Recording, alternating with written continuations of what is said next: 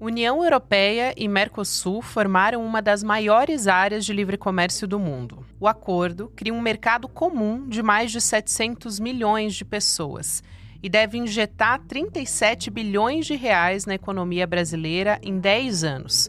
Dependendo do setor, a redução de tarifas entre os blocos pode ser imediata ou gradual. Essa liberação atinge 91% do que o Brasil compra da União Europeia e 95% do que a Europa compra do Brasil.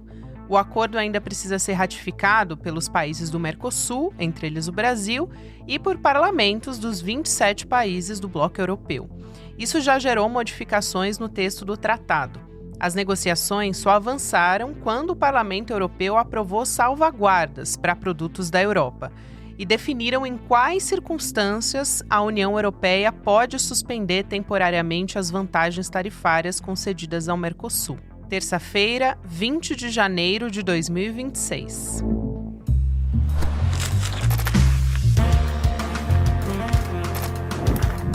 a Gabriela Varela, esse é o podcast Notícia aqui mais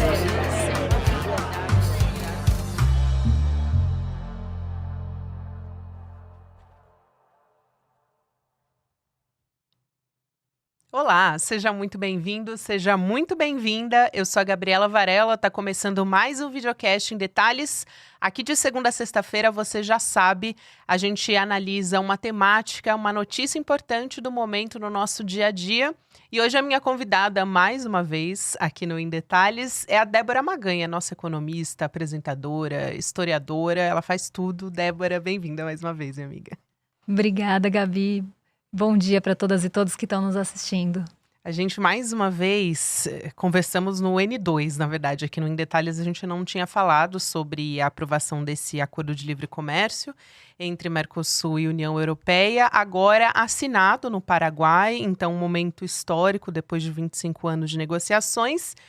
E o presidente Lula não foi presencialmente, ele foi representado pelo Mauro Vieira, mas já tinha se encontrado com a Ursula von der Leyen aqui no Rio de Janeiro, justamente para, vamos dizer assim, representar esse momento simbólico também.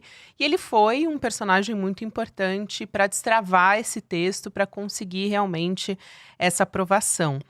Para trazer algumas declarações, e parece que tudo isso são algumas declarações pontuais, mas é muito simbólico, isso está acontecendo nesse momento.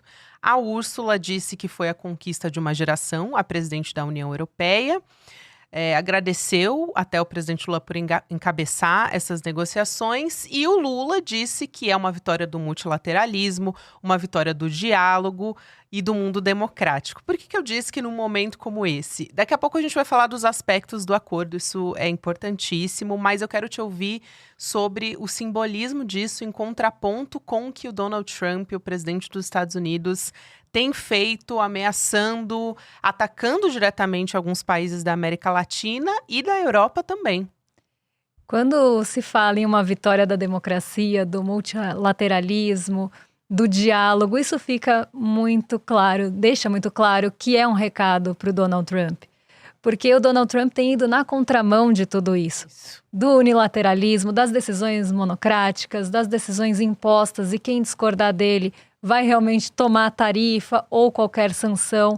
Então, é realmente uma vitória desse diálogo em um momento em que se caminha justamente para o contrário nos Estados Unidos em relação à União Europeia, como você mesmo disse, e à América Latina.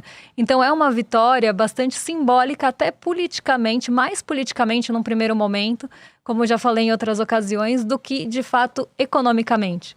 Porque os efeitos econômicos, eles vêm no médio e longo prazo. Inclusive, a implementação do acordo vem no médio e longo prazo. Agora, os efeitos políticos, o recado político, ele já está dado.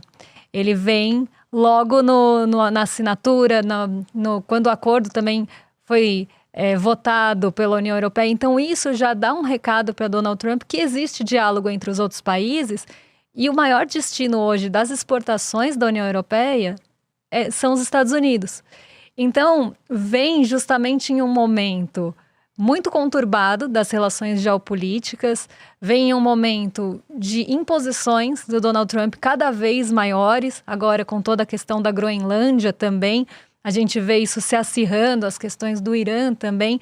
Então, tudo isso aponta para até uma utilização, muitas vezes, política da economia por meio dos Estados Unidos, ali, né, por parte, desculpa, dos Estados Unidos, essa utilização da economia para colocar as vontades políticas ou as imposições, vontades do próprio Donald Trump e do seu governo.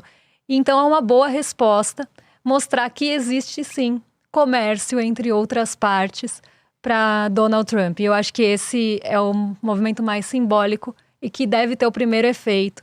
E os efeitos econômicos vêm realmente no decorrer dos anos. Você citou a Groenlândia e foi naquele mesmo caminho do Irã de taxar os países com relações comerciais com o Irã, uma ferramenta de ameaça mesmo, de chantagem. Com a Groenlândia é a mesma coisa, anunciando tarifa de 10% contra a Dinamarca e também os países contrários a esse plano dos Estados Unidos de comprar a Groenlândia. Por isso que eu estou ressaltando aqui que essa sua fala é importante.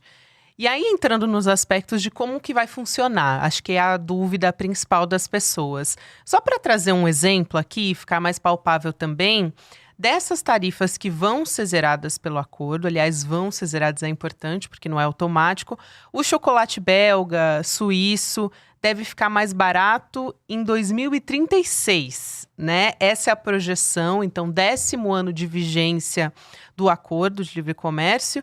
E o imposto de importação de 20% que o Brasil cobra hoje, então vai ser zerado lá na frente. Antes disso, são cortes que são escalonados. Então, o que isso significa? E eu trouxe como exemplo o chocolate, só para ficar mais palatável, mas tem vários produtos aí, queijo, vinho, então são vários, né? Exatamente. E a implementação é sempre gradual. Não é que de uma hora para outra, de um momento para o outro, já vai zerar a tarifa. Não, ela vai ser colocada realmente de forma gradual, a redução vai ser feita de forma gradual até chegar a zero. Até porque se fizesse diferente, né, se já zerasse de pronto, ia ter uma inundação de produtos, tanto daqui para lá, quanto de lá para cá. Então, essa implementação, ela vai diminuindo o imposto ao longo do tempo, justamente para não ter essa inundação de nenhum dos lados. E alguns produtos, inclusive, têm cotas, para que não tenha justamente essa inundação. Então, até um certo volume ali de toneladas de importação, você tem zero de tarifa. E acima daquele sistema de cotas, que aí, dependendo do produto, é um volume maior ou menor. Então, a gente vê isso nos queijos, por exemplo. Depois que ultrapassado esse volume, aí sim começa a ter uma taxa. Também para proteger os países de uma possível inundação de produtos importados no seu país. Então, também é uma forma de não prejudicar ou não afetar a economia daquele país num primeiro momento, para ele poder se preparar para começar a ter os efeitos econômicos desse acordo. Então, se a gente for pensar, e isso é uma crítica feita, a gente pode discutir depois, mas nos produtores brasileiros, eles não vão ser afetados logo no início, mas podem se preparar ao longo do tempo para aquela situação que vai acontecer daqui a 10 anos. Então, já dá para se preparar um pouco para esse efeito econômico. Mesmo assim, a gente sabe que vai ter efeito econômico e essa é uma das críticas feitas aí ao acordo. E tenho certeza que a gente vai falar depois. Não, justamente. Vamos entrar nisso agora. Já tem esse lado das críticas, principalmente por parte de movimentos sociais sobre o acordo. Tem um economista, por exemplo, o Paulo Nogueira Batista Júnior. Eu ouvi uma entrevista dele ao Brasil de Fato e descreveu esse tratado como neoliberal ou até neocolonial. É uma crítica forte. Eu queria primeiro te ouvir a sua avaliação sobre essa crítica. E eu te pergunto se esse acordo pode, em alguma medida, comprometer a soberania nacional brasileira. E aí, acho que na sua explicação você já pode incluir quais são os setores que vão ser os mais beneficiados, digamos assim, e quais estão mais preocupados justamente com esse acordo. Quando a gente pensa, eu vou até começar pelos setores, porque esse é um acordo que acaba favorecendo o agro. E quando a gente pensa no agro, aqui a gente não está falando do pequeno produtor. A gente está realmente falando daquele grande agro que já é beneficiado por diversas políticas e agora vai ser beneficiado por esse acordo. Quando a gente pega, inclusive, destinos das nossas exportações, algumas exportações têm como destino, segundo destino, o terceiro destino ali é a União Europeia. É um destino importante, muito depois da China, mas é um destino importante. Mas é um destino importante de quê? É um destino importante, por exemplo, de soja, que já é uma produção totalmente agressiva aqui no Brasil. Hoje ocupa quase metade das terras plantadas aqui do Brasil. É agressiva no sentido de depredação do meio ambiente, do solo e de toda a questão ambiental que a gente pode pensar de forma mais geral e que vai ser beneficiada por um acordo e já é um agroexportador, né? Eu sempre gosto de falar que quando a gente fala de agro, a gente não está falando de comida de prato, a gente está falando de commodity. Enquanto as pessoas acharem que a gente está falando de comida, elas não vão entender de fato ali qual é o papel do agroexportador do Brasil. O agroexportador do Brasil pensa naquela produção como uma commodity, que vai ser vendida, que vai ser exportada. Esse agroexportador, por exemplo, vai ser beneficiado. Inclusive, agro, se a gente pensar de forma mais geral na agropecuária, não só ali nos grãos. Então, esse setor que já é muito beneficiado aqui no Brasil, vai continuar sendo beneficiado por esse acordo. Então, aqui a gente vê, né, mais uma vez aquela crítica de você favorecer um setor que, além de depredar o meio ambiente e todas as outras questões que a gente pode pensar em relação ao agro, mais uma vez estão sendo beneficiados.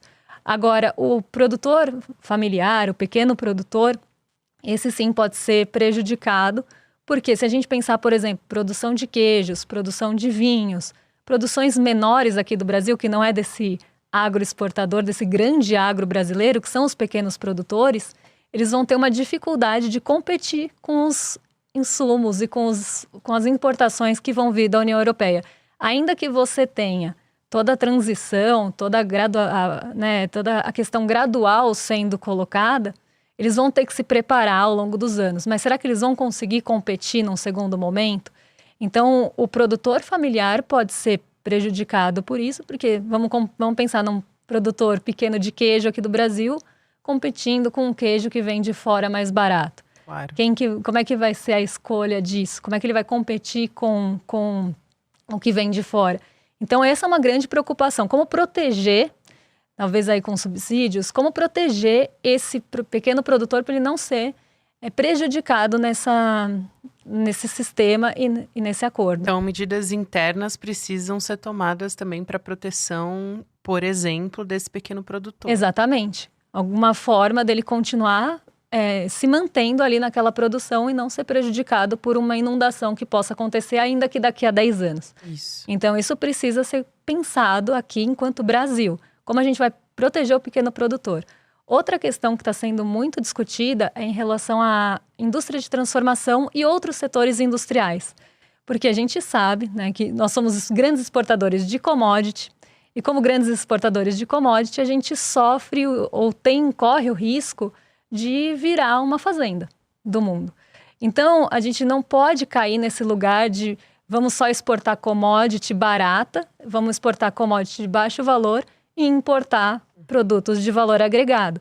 E aí o grande exemplo clássico da economia que eu adoro usar, porque eu acho que ele é muito didático, a gente vai exportar o café para importar o Nescafé. Então, a gente exporta a matéria-prima, ela é transformada lá fora e a gente importa ela depois da transformação. A gente precisa pensar na nossa indústria de transformação aqui e como ela vai ser afetada. Inclusive, o presidente da ABMAQ, que é a Associação Brasileira de Máquinas e Equipamentos, tem mais, inclusive, preocupação em relação à indústria de transformação, que é essa indústria mais intermediária que transforma mesmo um bem em um outro bem, justamente por essa possível inundação de produtos já industrializados vindos da Europa, enquanto a gente está tendo que exportar muito mais coisa de valor menor. Como se nessa balança a gente teria que exportar muito mais para compensar esse valor que vai entrar aqui. Então essa também é uma preocupação em relação ao país. Como a gente vai proteger a nossa indústria de transformação nesse cenário? Essas medidas precisam ser pensadas e a gente vai ter 10 anos pelo menos aí para pensar como a gente protege tanto o agricultor familiar, o pequeno produtor, a nossa indústria de transformação, para justamente não cair nesse lugar de continuar só como um grande produtor de matéria-prima e commodity e exportando valor baixo, importando valor mais alto. que é justamente esse desequilíbrio que pode acontecer. Excelente esses exemplos. Eu estava vendo sobre preocupações da indústria no setor de calçados, por exemplo, carros, móveis, até carros a gente coloca como um setor que vai demorar mais para sentir esses efeitos. Pensando em efeito médio, longo prazo, quando de fato os efeitos desse acordo poderiam ser sentidos na economia, levando em consideração, já já a gente fala sobre isso, mas que dê tudo certo, que todos os países de cada um dos respectivos blocos aprovem o acordo e não tenha mais nenhum entrave. A partir do momento que as tarifas começarem a cair, pode começar já a ter um desequilíbrio, porque a tarifa ela serve como uma proteção. Quando a gente pensa no papel das tarifas, das proteções lá no passado, é justamente uma proteção, um entrave para que aquele produto não entre barato no seu país, não inunde o seu país com produtos importados e você não consiga competir com aquele outro país produzindo aqui. Quando aqui é mais caro produzir, por qualquer que seja o motivo, você coloca uma tarifa para proteger a sua produção nacional e dificultar que os produtos entrem aqui e fiquem mais baratos, mais competitivos que o seu, porque aí vai acabar com a indústria nacional. Então, os efeitos podem começar a ser sentidos quando as tarifas começarem a baixar a ponto de valer mais a pena importar do que produzir aqui. Se a gente chegar nesse ponto sem preparar a indústria, sem deixar ela mais, talvez, competitiva, sem preparar mesmo, seja com políticas públicas, com quaisquer que sejam aí as formas que a gente pode pensar, inclusive para o pequeno produtor, vai acabar chegando o momento que esse desequilíbrio vai acontecer e a gente vai passar a importar os produtos manufaturados, os produtos industrializados. E essa é a preocupação. Quando que esse momento chegar dessa inversão, como que vai ser? Porque, historicamente, a gente, como eu falei, vende commodity. Então, vira realmente um desequilíbrio e a gente não pode cair nesse lugar. E aí cabe agora traçar políticas para proteção também aqui, ou desenvolvimento da indústria, maior tecnologia. E aí também a gente cai num lugar de que o Brasil deveria já estar pensando nisso, né? Pensando em pesquisa e desenvolvimento, pensando em tecnologia, para a gente não ficar dependente justamente do que vem de fora, que é o que a gente acaba caindo nesse lugar. A empresa vem para cá, produz aqui, mas a gente não aprende a tecnologia para produzir aqui da mesma forma. E aí depois a empresa vai embora e a gente não tem a produção estabelecida aqui porque a gente não aprendeu. Que foi justamente o que fizeram os países asiáticos.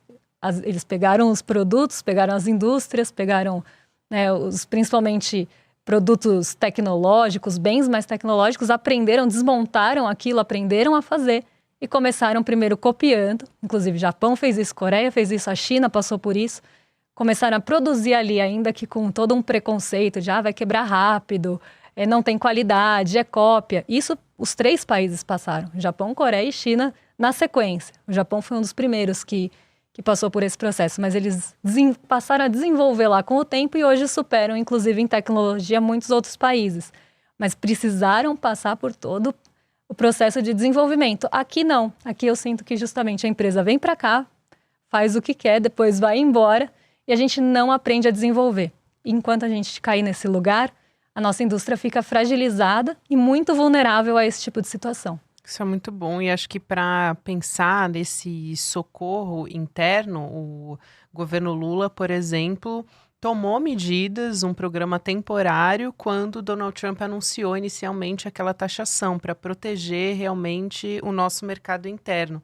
Então, um exemplo bastante recente e que, no fim das contas, conseguiu renegociar, em parte, a taxação dos Estados Unidos contra o Brasil, mas foi, de imediato, algo que veio como uma espécie de socorro para esses setores.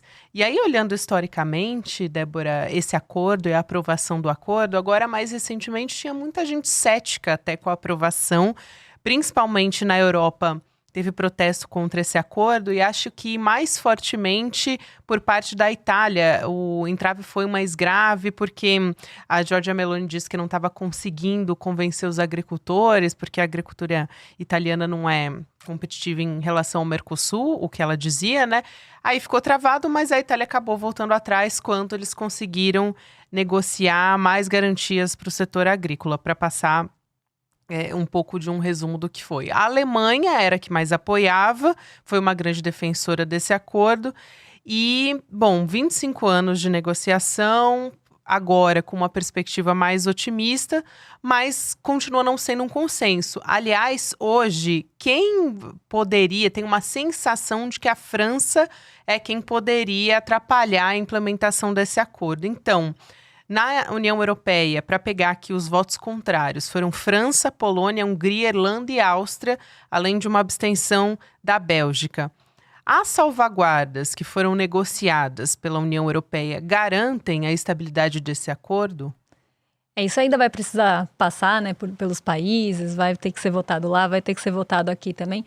Mas o que eu vejo, né, desse primeiro dos entraves e agora mais presentes e evidentes na França, né, por parte da França, é justamente essa tentativa dos agricultores, dos produtores franceses, principalmente quando a gente fala da agricultura, de protegerem a sua produção, porque realmente naquela competitividade que a gente não tem, por exemplo, do produto industrializado, a gente tem, claro que em medidas desiguais, a gente tem com os nossos produtos agrícolas. Então, o medo que eles têm ali é o inverso, que a gente inunde o país com produtos agrícolas e que acabe com a agricultura. E a agricultura é um setor ali que na França não apoiaria o atual governo. Vamos pensar assim, na Itália, talvez sim, mas na França não. Então, o embate ali eu vou desagradar um setor que já não historicamente vai me apoiar e comprar essa briga, ou eu vou apoiar o agricultor para tentar ali formar esse apoio no médio e longo prazo, para que eles me apoiem ali no futuro. Então, é uma decisão também complicada interna de um país. E os agricultores franceses, eles têm essa cultura. Inclusive, quando a gente pensa em salvaguarda, muitas questões ambientais entram nessa esfera. E a França e outros países europeus já usaram esse tipo de mecanismo para tentar barrar a entrada de produtos brasileiros e de outros países que não tenham rastreabilidade. Claro, a gente precisa pensar, assim, em questões ambientais, a gente precisa entender de onde vem aquela matéria-prima, isso é, sim, legítimo. Inclusive em relação a agrotóxicos, quando você tem, né, alguns agrotóxicos sendo utilizados naquela produção não pode entrar em algum determinado país, então começa a ter algumas barreiras de entrada. E isso também, né, se a gente pensar, ninguém quer que entre produtos com agrotóxicos no seu país. Só que muitas vezes, embora com legitimidade, isso é utilizado como proteção. Então, não é que existe uma preocupação completamente com o meio ambiente, que eles são super bonzinhos e estão preocupados com a exploração do meio ambiente aqui no Brasil, ou como a gente produz aquilo. É também uma forma de criar uma barreira para a proteção desses agricultores. E isso já aconteceu ao longo do tempo, a gente tem uma série de exemplos que a gente poderia citar aqui, inclusive com os franceses. Então, não é de hoje. E algumas salvaguardas devem, inclusive, ser colocadas e até negociadas para tentar fazer com que se proteja alguns setores ali da Europa. O que precisa aqui também é de uma igualdade, né? Não dá para proteger só um lado. E isso não pode causar desequilíbrio entre os continentes, países e membros signatários. Exatamente. Aqui, só para complementar, o Parlamento Europeu precisa ratificar esse acordo. Isso deve acontecer agora em abril. Os eurodeputados também vão votar uma resolução que até pode atrasar em mais 2 anos esse projeto, na prática. Do lado do Mercosul, vai passar pelos congressos de cada um desses países, com uma perspectiva de que no Mercosul há um apoio por parte da população majoritariamente. Mais um tempo do que uma resistência interna de cada um dos países. Então, tem algo que pode, de fato, impedir, pelo que você acompanhou historicamente e de como esse acordo passou, pode impedir de sair do papel na prática? Até foi a pergunta que eu te fiz, mas qual é o risco de realmente não acontecer, no fim das contas, depois de selar e assinatura, depois de tudo que já aconteceu? E para fechar, porque a gente já está chegando ao final, no fim das contas, dá para dizer que é positivo para os dois blocos? Os dois saem ganhando? É uma pergunta aí, até que eu acho que eu preciso responder depende, porque depende muito de como as coisas vão caminhar. Não em relação à votação. A votação eu acredito que ela vai acontecer e que ela tem grande chance de passar, apesar de alguns países terem se colocado contra. Eu acho que no geral inclusive com o apoio da Alemanha. A Alemanha ela não é boba nem nada também, né? A Alemanha tem um polo industrial muito grande, muito expressiva no PIB da Europa, se a gente pensar como um todo. Então, é óbvio que eles iam apoiar, porque eles não estão em risco, por exemplo, pensando no que nessa desigualdade de balança comercial. Não é a Alemanha talvez tenha o menor risco aí em relação ao que ela produz e o que ela exporta. Os países que têm mais essa questão da agricultura, dessa proteção, eles vão talvez se opor mais em relação ao acordo. Então, o acordo deve passar, eles devem aprovar de forma geral, tanto aqui quanto lá. Em relação ao positivo, eu acho que depende o lado que a gente olha e como essas coisas vão ser implementadas e, principalmente, como é que a gente vai pensar em políticas públicas aqui no Brasil para desenvolver o nosso pequeno produtor ou para proteger, como a gente vai atuar aqui para não ter essa desigualdade de competitividade. Positivo, pensando pelo lado político do Nossa Senhora, agora... Vai sair multilateralismo. Multilateralismo, quase um trava-língua aqui. Eu acho que essas vitórias, elas são positivas. Pensando do lado político, do momento que a gente enfrenta, do contexto que a gente está, de todas as questões geopolíticas que estão sendo colocadas hoje, desse lado é positivo porque realmente abre toda a questão do diálogo. Em relação à parte econômica, que a gente não pode deixar de lado também, embora seja muito de longo prazo, porque como você falou, às vezes pode ter um atraso, pode ter ali, né, uma questão colocada que vai dificultar um pouco mais a votação do acordo. Então, isso vai ser de longo prazo. A implementação vai demorar e para surtir efeitos mais ainda. Dá tempo da gente pensar, embora a gente tenha deixado isso de lado, nossa indústria tenha sofrido por muito tempo, a gente precisa começar a pensar em como também desenvolver e proteger essa indústria. Então, a gente vai ter que pensar nisso aqui, para não trazer justamente essa desigualdade para a nossa produção e afetar, por exemplo, a indústria de transformação. Então, é positivo, mas a gente precisa também se fortalecer para não sair em um lugar desigual, já não sair atrás. A gente já sai atrás sendo exportador de commodity. O que a gente não pode é sair cada vez mais para trás. É isso. Débora, acho que foi perfeita aqui, enfim, o seu resumo, acho que é um fechamento perfeito do que a gente tem como desafio nesse cenário também para que seja realmente positivo internamente para a nossa indústria, para os nossos pequenos produtores, enfim, pensando em todas esses setores que já saem atrás, né? Principalmente pensando no pequeno. Muito obrigada, sempre um prazer te receber aqui. E eu que agradeço. Até a próxima, Débora. Até. E eu quero convidar você também para participar da divulgação da nossa pesquisa de como pensam os brasileiros. Vai ser no dia 22 de janeiro, que é uma quinta-feira, 8 horas da noite.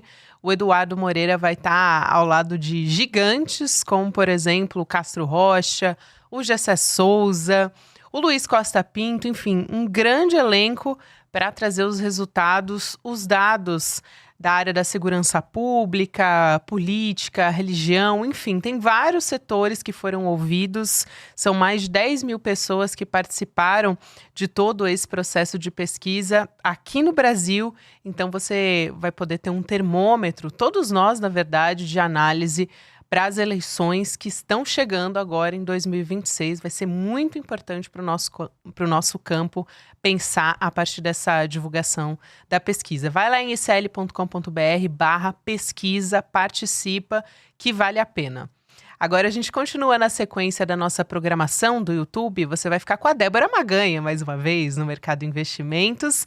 Depois o Rolê ICL e você pode ouvir o Em Detalhes também em qualquer momento do seu dia nas plataformas de áudio. Tem conteúdo novo de segunda a sexta-feira. Até amanhã. Quantos golpes aconteceram no mercado financeiro em 2021? Teve Banco Master, teve o faraó lá dos bitcoins. Agora, teve muita gente que não caiu em nenhum desses golpes. Que não comprou COI, que não comprou CDB do Banco Master. Sabe por quê? Porque assistiu o Mapa da Mina em 2025. O encontro que a gente faz todos os anos em janeiro para fazer nossas previsões e alertas sobre o ano que está por vir. O Mapa da Mina 2026 vai acontecer no dia 29 de janeiro, uma quinta-feira, às 8 horas da noite.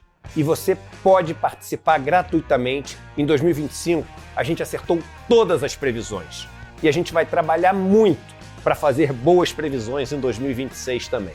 Olá, eu sou a Juliana Baroni e tô aqui para te fazer um convite. Toda terça-feira às 19 horas tem o Precisamos Conversar, um programa de debates feminino. A gente tem que ver, tem que analisar. Ninguém tá querendo defender causas. Elas defendem algo até a página B. Foi mais ou menos uma cama. Aqui no Instituto Conhecimento Liberta e também nos canais do Eduardo Moreira. Então, você não pode perder.